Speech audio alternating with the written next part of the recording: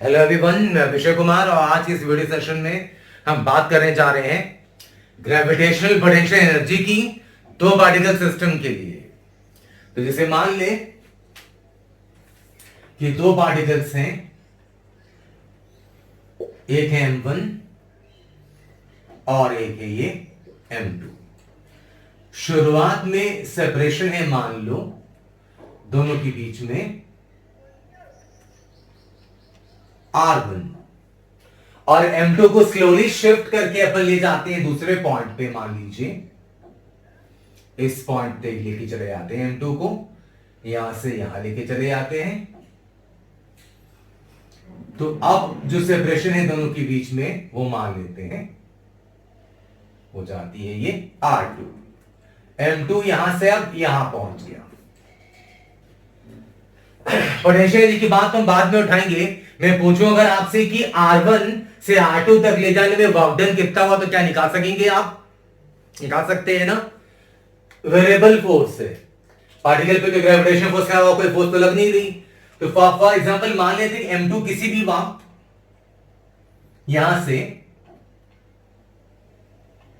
ये R distance पे, for example M2 यहां से यहां शिफ्ट करके आ रहे हैं। M2 मान लो यहां पर है अभी, ये नहीं कि सब सोचे कि M2 कितना सारा M2 यही एक ही पार्टिकल है जो अभी शुरू में यहां पर है, बाद में यहां पर। ये है इनिशियल I और ये है फाइनल पोजीशन। स्लोली M2 को यहां से यहां लेकर आ गए अपन। तो मैं वर्क डन निकालने जा रहा हूं कि वर्क डन होगा कितना, बाद में पोटेंशियल एनर्जी की बात करूंगा। R डिस्टेंस पे होगी और थोड़ा सा आगे और शिफ्ट कर दें dr, तो क्या स्मॉल डिस्प्लेसमेंट dr के लिए अपन निकाल सकते हैं वर्क डन? निकाल सकते हैं। Work done in displacing particle M2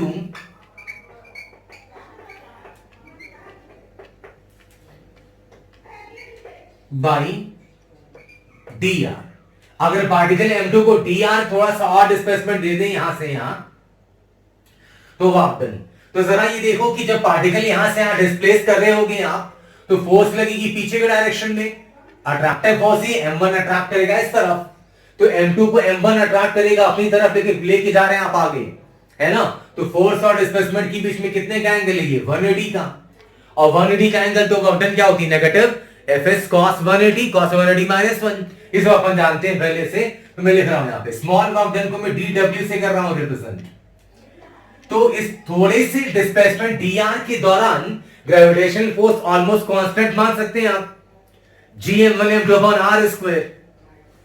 Gm1m2/r², ये force, displacement dr cos 180। For the displacement dr यहां से यहां, इस थोड़े से डिस्प्लेसमेंट dr के लिए लगभग फोर्स को मान सकते हैं अपन कांस्टेंट। तो वर्क डन कितनी हो गई? वर्क डन आपकी आ गई यहां से dw cos 180 = -1, मतलब आ गया minus Gm1m2 upon r² dr। cos 180 की जगह -1 बाहर लिख दिया मैंने। अब जरा ध्यान देना, अगर आप थोड़ी सी डिस्प्लेसमेंट दोगे तो पोटेंशियल एनर्जी की सिस्टम की होगी चेंज। और कंजर्वेटिव और नॉन कंजर्वेटिव फोर्सेस के दौरान हम पढ़ चुके हैं कि कंजर्वेटिव फोर्सेस का जो वर्क डन है उसका नेगेटिव स्टोर होता है सिस्टम में पोटेंशियल एनर्जी के रूप में। मैं चाहूं तो स्टेटमेंट लिख दूं फिर से, negative of the work done by conservative forces. Gravitational force कैसी है? कंजर्वेटिव, इसकी चर्चा कर चुके हैं अपन। Negative of the work done by conservative forces is equal to change in potential energy of the system, change in P dot E, potential energy of the system. Conservative forces का जो work done है उसका negative होगा system के potential energy में change के बराबर। अब आइए निकाल दे। मतलब लिख सकते हैं change in potential energy is equal to minus dw। तो du is equal to del W तो ऑलरेडी नेगेटिव है यार मेरे, डेल डब्ल्यू तो ऑलरेडी नेगेटिव है, वहां पे एक नेगेटिव साइन और minus G M one M two by R square D R, ये माइनस माइनस प्लस। अब पोजीशन इनिशियल से लेके फाइनल, यहां से यहां मान लो मैं नाम दे दूं ए से बी, ए से बी अगर शिफ्ट करें M2 को अगर, तो पोटेंशियल एनर्जी में चेंज कितनी होगी? तो change in potential energy in shifting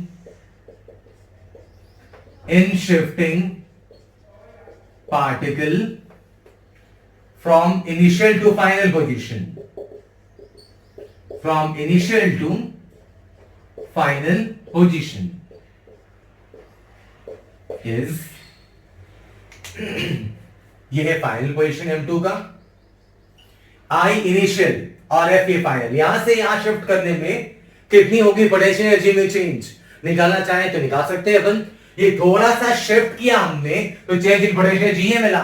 net change अगर चाहिए आपको तो पोटेंशियल एनर्जी को आप इंटीग्रेट कर दे, स्मॉल चेंज मिला है du,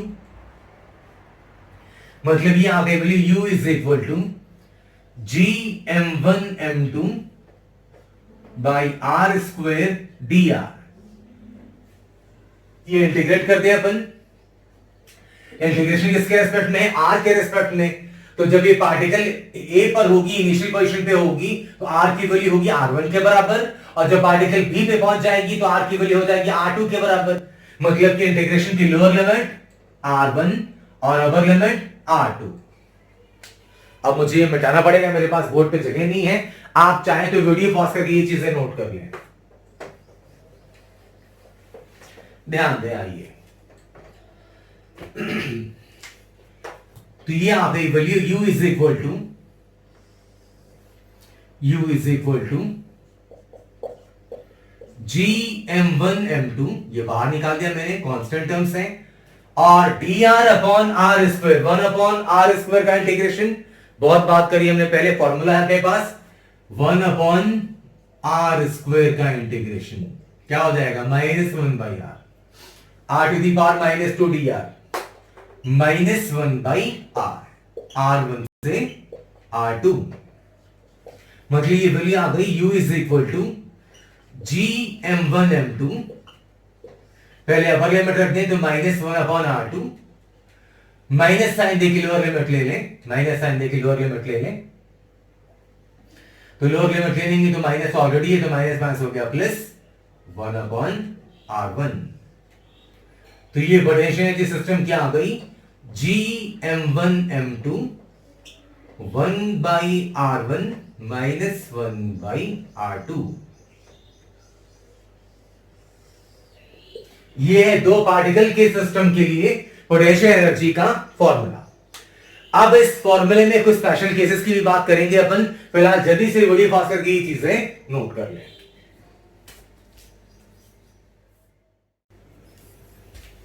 अब जैसा कि अभी हमने पढ़ा कि पार्टिकल M2 को अगर शिफ्ट करें R1 से R2, स्लोली शिफ्ट करें अगर, तो चेंज जो है पोटेंशियल एनर्जी में U या डेल्टा U भी लिख सकते हैं आप, वो है क्या अभी क्या लिख रहा है? G M one M to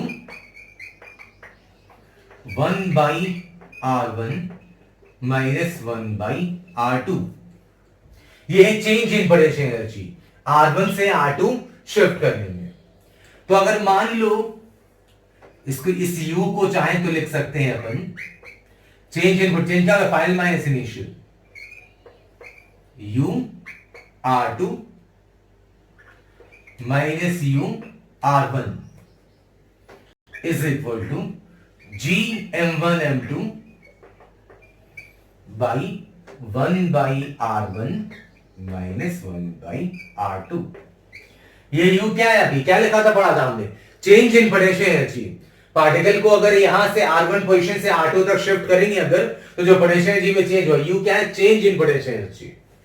U है, लिख चुका हूं मैं शब्दों में भी अभी, change in P dot E potential energy. तो चेंज कैसे निकालते हैं? Final minus initial. अब जरा ध्यान देना, मान लें कि R1 है इनफाइनाइट, मतलब कि इनिशियली जो पार्टिकल्स हैं वो इनफाइनाइट सेपरेशन पे हैं। तो हम मान के चलते हैं कि जब पार्टिकल्स के बीच में इनफाइनाइट सेपरेशन हो तो दोनों की कोई इंटरेक्शन नहीं है।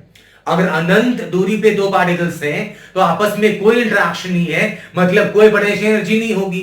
तो अगर R1 इनफाइनाइट अगर लिखोगे आप, मतलब UR1 क्या हो जाएगा, 0।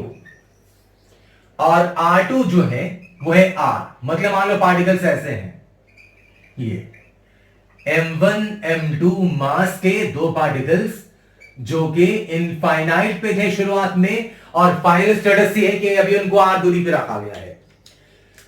तो पोटेंशियल एनर्जी कितनी होगी, तो इसी पे देख लो आप, UR2 की जगह क्या लिख दोगे, UR1। R1 मतलब इनिशियल डिस्टेंस, इनिशियल था ना R1, ये था इनिशियल और ये था आई फाइनल, इनिशियल फाइनल। तो इनिशियल इनफाइनाइट सेपरेशन पे है तो पोटेंशियल एनर्जी 0, इसलिए UR1 की जगह लिख सकते हैं 0। GM1 M2 R1 मतलब initial separation, infinite, final separation ये R। तो यहां से वैल्यू आ गई UR is equal to 1 by infinite. क्या होता है बंधु, 1 बाय इनफाइनाइट की वैल्यू कितनी होती है, एनीथिंग बाय इनफाइनाइट 0। ये आ गया minus GM1 M2 by R। मतलब दो पार्टिकल की सिस्टम होगी अगर आपके सामने, अगर पार्टिकल को R1 से R2 पोजीशन शिफ्ट करोगे, मान लो दो पार्टिकल्स हैं और R1 से R2 शिफ्ट करेंगे आप अगर, तो पोटेंशियल एनर्जी में चेंज, याद रखो मैंने U लिख दिया, अभी डेल्टा U लिख देना चाहिए था, वैसे कोई परेशानी की बात नहीं, अभी तो लिखा ही हमने, अभी मिटाया मैंने, उसमें भी लिखा था कि अगर R1 से R2 पोजीशन शिफ्ट करेंगे आप तो जो चेंज होगी पोटेंशियल एनर्जी में वो होगी इतनी। हम U मान के चले कि शुरुआत में इनफाइनाइट डिस्टेंस पे से पार्टिकल्स और वहां से R डिस्टेंस तक ले आए अगर, तो दो पार्टिकल का सिस्टम ऐसा बनेगा, तो उसके लिए पोटेंशियल एनर्जी ये है। तो फाइनली अपने जहन दिलो दिमाग में ये छाप ले, बिठा ले कि दो पार्टिकल की सिस्टम होगी अगर आपके सामने तो पोटेंशियल एनर्जी का फॉर्मूला ये रहा। फॉर्मूले का डेरिवेशन इतना इंपॉर्टेंट नहीं है, लेकिन मैं डेरिवेशन इसलिए डिस्कस कर रहा था यहां पे ताकि थोड़ा आपको फील आएगा तो बेटर तरीके से आप प्रॉब्लम्स को हैंडल कर सकेंगे। अब आप इस फॉर्मूले के कुछ एप्लीकेशंस देखें, आइए जल्दी से आप वीडियो पॉज के सारा नोट कर लें। अब कुछ इलस्ट्रेशंस बताता हूं आपको, ध्यान दो।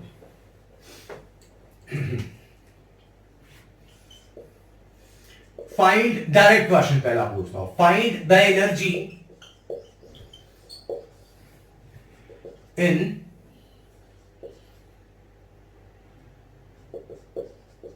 building an equilateral triangle in which each vertex has a particle of mass small m. Each vertex has a particle of mass small m. Assume initially particles are at infinity. Initially particles are at infinity. Radius, side of triangle is A. Side of triangle is A. मान लो कह रहे find energy in building an equilateral triangle in which each vertex has a particle of mass small m. Assume initially particles are at infinity. Side of triangle is A. कह रहे एक triangle बनानी है आपको जिसके हर वर्टेक्स पे एक particle है मास m की। इक्विलैटरल ट्रायंगल है, साइड इसकी है A, EQ इक्विलैटरल। आप चाहें तो वीडियो पॉज करके इत्मीनान से आप सॉल्व कर लें, इसके बाद सॉल्यूशन कंपेयर करें। कोई ऐसी खतरनाक चीज नहीं है, मैं उम्मीद कर रहा हूं कि आप ये मेरे बताने से पहले बना लेंगे। एक इक्विलैटरल ट्रायंगल है, हर वर्टेक्स पे एक पार्टिकल है मास m की, ट्रायंगल का रेडियस है और शुरुआत में पार्टिकल्स इन्फिनिटी पे थे। तो बताओ तो कितनी एनर्जी लगेगी, तो कितनी एनर्जी लगेगी, final energy minus initial energy. Initially particles infinite पे थे तो इनिशियल एनर्जी कितनी होगी, 0। इनिशियली पार्टिकल्स इनफाइनाइट पे रखे हैं तो आपस में कोई इंटरेक्शन नहीं होगा, तो जाहिर सी बात है इनिशियल पोटेंशियल एनर्जी सिस्टम कितनी होगी, 0। फाइनल बात करें तो ये पार्टिकल जब आया होगा, एक ही करके लाओ, ये पार्टिकल जब आया होगा तो इससे पहले मान लो कि पहले ही आया फर्स्ट नंबर, तो ये पार्टिकल आया और उस वक्त कोई नहीं था विरोध करने या अट्रैक्ट कर, तो बड़े इसको ये ऐसे आगे जरूरत नहीं पड़ी। लेकिन जब ये पार्टिकल लेके आए होंगे सेकंड वाला, तो इसको इसके अगेंस्ट वर्क करना पड़ेगा, तो पोटेंशियल एनर्जी इसको मिलेगी इन दोनों की वजह से, इन दोनों का पेयर बनेगा, तो minus G m1 m2 by A. Clear है पॉइंट ये? अब तीसरी पार्टिकल ये लाओगे, तो यहां पे पेयर बनेगा पहली, दूसरी और तीसरी का भी, और पहली और तीसरी का भी। मतलब लिख सकते हैं यहां से आप पहले और सॉरी दूसरी को लेके आए तो पहली की वजह से ये लिख दिया मैंने। अब तीसरी लेके आओगे, तीसरी का पेयर फर्स्ट के साथ, तो minus G m1 m2 by ए। दो पार्टिकल सिस्टम की पोटेंशियल जी रहती है, और तीसरी का पेयर दूसरे के साथ, तो minus G m1 m2 by ए। देखो ये जो है पोटेंशियल एनर्जी पहला जो लिखा है मैंने, ये सेकंड और फर्स्ट के पेयर का है U21, ये लिखा है मैंने थर्ड और फर्स्ट वाले का U31, और ये लिखा है मैंने थर्ड और सेकंड का U32, और सबको जोड़ देंगे यहां से तो आ गया सब एक ही टर्म है, तो minus 3 ji m1 m2 by ए। इतनी है फाइनल एनर्जी सिस्टम की, जितनी एनर्जी लगी होगी बनाने में इनको, है ना। तो फाइनल पोटेंशियल एनर्जी में से इनिशियल पोटेंशियल एनर्जी घटा दिया, तो बड़े आराम से निकाल के लेके आगे की एनर्जी कितनी है। एक इलस्ट्रेशन और देखिए, इसमें से ऐसा और भी पूछ सकते हैं आपसे, जैसे मान लो सेम क्वेश्चन पूछते हैं अगर आपसे, इस बार ट्रायंगल की जगह मान लो स्क्वायर कह देते हैं कि स्क्वायर बनाने बताओ कितनी एनर्जी लगेगी, कि एक स्क्वायर है ये, हर कॉर्नर पे स्क्वायर के हर वर्टेक्स पे एक पार्टिकल है मास m की, और स्क्वायर का एज है a। वही क्वेश्चन पूछते हैं कि कितनी एनर्जी लगेगी यहां पे इस स्क्वायर को बनाने में, तो आप नंबर दे दो, first, second, third, fourth. Initial energy जैसे यहां पे इनिशियली पार्टिकल इनफाइनाइट पे थे, तो इनिशियल एनर्जी थी 0, वैसे यहां पे पार्टिकल इनफाइनाइट, सेम यही क्वेश्चन है ये वाला जो दिया है मैंने दूसरा वाला, तो आपको यही वाला क्वेश्चन दोबारा अच्छे तरीके से फिल करने के लिए दे दिया। अब आप देखो यहां पे केस वाले में अगर आप बात करें तो वही final energy minus initial energy, final minus initial, initially particle infinity पे थी, इनिशियल एनर्जी 0। अब दो पार्टिकल के बहुत सारे सिस्टम है, पहली वाली पार्टिकल आई होगी, फर्स्ट वाली पार्टिकल, तो उस वक्त कोई नहीं था, किसी से पोटेंशियल एनर्जी नहीं बन रही थी। लेकिन दूसरी पार्टिकल लेके आओगे तो इन दोनों का पेयर बनेगा, तो U21, ठीक है। तीसरी पार्टिकल लेके आओगे अगर, तो तीसरी का पेयर बनेगा दूसरे के साथ भी और पहले के साथ भी, मतलब U31 U32, और चौथी पार्टिकल लेके आओगे तो उसका पेयर बनेगा थर्ड से भी, फर्स्ट से भी और सेकंड से भी, मतलब U41 U42 और U43। अब बड़े आराम से ये सब कुछ निकाल सकते हो आप, जैसे U21, 2 और 1 के बीच में डिस्टेंस मालूम है, पार्टिकल्स मालूम है, 3 1 तो अगर ये ए है तो जाहिर सी बात है कि ये डायगोनल कितना हो गया, √2 है, तो U31 भी निकाल सकते, दो पार्टिकल की सिस्टम है तो बड़े यार डायरेक्ट फॉर्मूला लगा सकते हो आप। 2 1 मतलब कि minus G m1 m2 by ए, 3 1 मतलब कि माइनस जी m बाई √2 है, 3 2 मतलब कि minus g m into m by a, तो सारे के सारे निकाल सकते हैं यहां पे, ये आराम से आ जाएगा। अब एक छोटी सी बात है, गौर करें, यहां पे 3 पार्टिकल थी, यहां पे कितने टर्म्स आए पोटेंशियल एनर्जी के, 1 2 3, यहां पे 4 पार्टिकल्स थी, कितने टर्म्स आए पोटेंशियल एनर्जी के, 3 और 3 6। जनरल एक फॉर्मूला है फॉर n पार्टिकल सिस्टम, अगर n पार्टिकल्स हो तो पोटेंशियल एनर्जी पेयर्स आर, इससे आपको पता चल जाएगा कि गलती हो रही कि नहीं हो रही, n into n-1/2, ये जनरल फॉर्मूला है।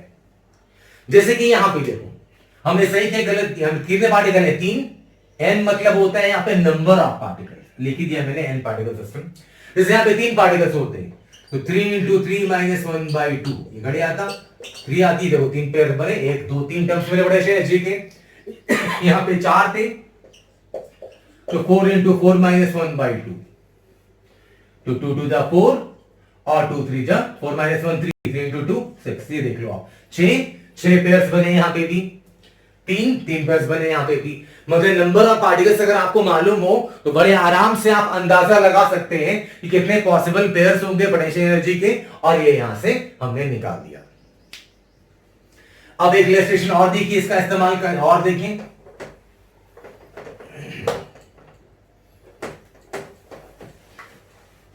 जब तक आप वीडियो पॉज करके सारी चीजें, सारे इलस्ट्रेशंस नोट कर लें, एक अच्छा सा इलस्ट्रेशन और दिखाता हूं इस पे आपको।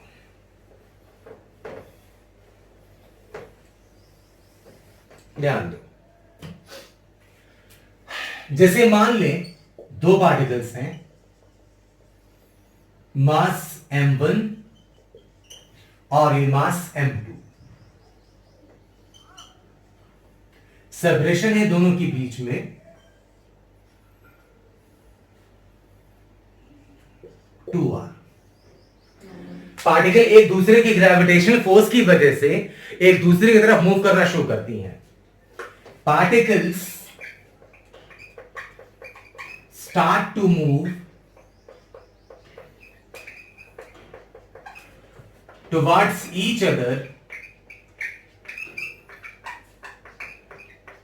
particles start to move towards each other from rest under their mutual gravitational force. Mutual gravitational force. Find their speeds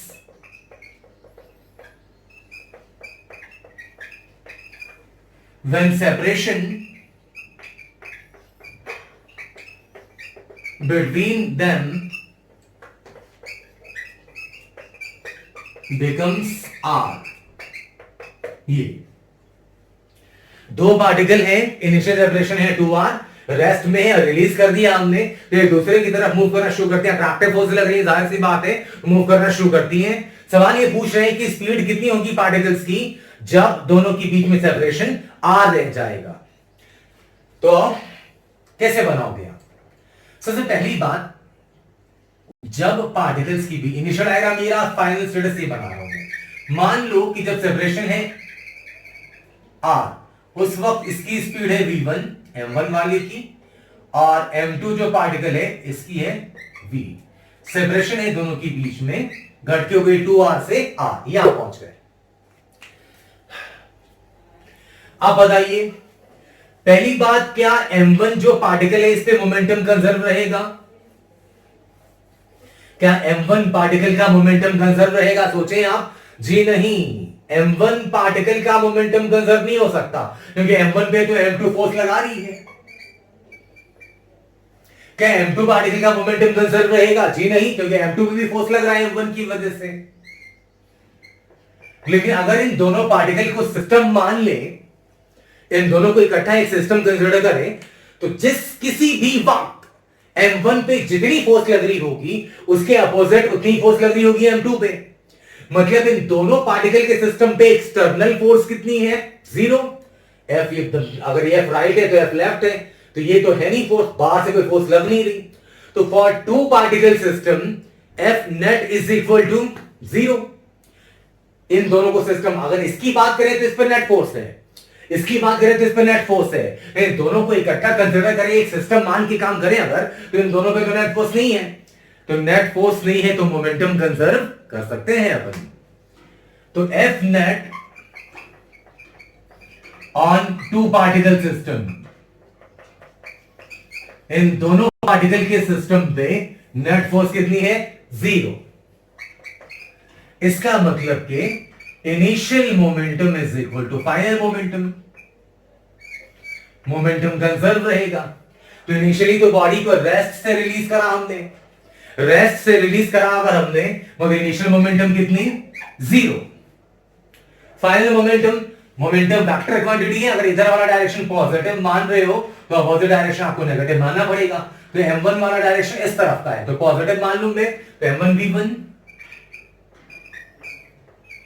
और सेकंड पार्टिकल की मोमेंटम है अपोजिट डायरेक्शन में, मान लो v2 स्पीड है इसकी, तो m2 v2 इस तरफ है अपोजिट, तो यहाँ पे माइनस लिखना पड़ेगा, माइनस m2 v2। ये आ गई पहली equation, m1 v1 is equal to m2 v2। हमारे पास जाहिर है दो अननोन टर्म से v1 v2, ये आ गई पहली इक्वेशन। और सेकंड इक्वेशन कहां से लगाएंगे अपन, conservation of energy. Dissipative forces है नहीं, फ्रिक्शन वगैरह की चर्चा हो नहीं रही, तो जब डिसिपेटिव फोर्सेस है नहीं तो सिस्टम की एनर्जी कंजर्व रहेगी। तो second equation from conservation of energy,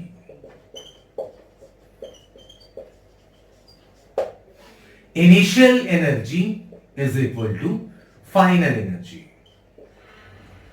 अब इनिशियली जब पार्टिकल्स को हमने रिलीज करा था तो उस वक्त काइनेटिक तो है नहीं, रेस्ट में थी पार्टिकल्स, लेकिन सेपरेशन थी, तो कौन सी एनर्जी होगी, वही पोटेंशियल एनर्जी। तो फॉर्मूला दो पार्टिकल का सिस्टम है ना ये, तो दो पार्टिकल की सिस्टम की potential energy minus G m1 m2 by यहां पे 2r, शुरुआत में सेपरेशन है 2r। जब r डिस्टेंस हो गई तो दो तरह की एनर्जी है पार्टिकल्स के अंदर, पोटेंशियल तो है ही डेफिनेटली, और स्पीड आ गई मतलब काइनेटिक भी है। तो पोटेंशियल एनर्जी कितनी, minus G m1 m2 minus G m1 m2 by r, kinetic half m1 v1 square plus half m2 v2 square. थोड़ा बहुत जोड़ घटाव कर दूं मैं आपके लिए अगर, तो minus G m1 m2 by r इधर आ गया, minus G m1 m2 by 2r, मतलब ये अगर मैं इधर ले आके जोड़ दूं तो आ जाएगा g m1 m2 by 2r is equal to half m1 v1 square plus half m2 v2 square. ये रही सेकंड इक्वेशन।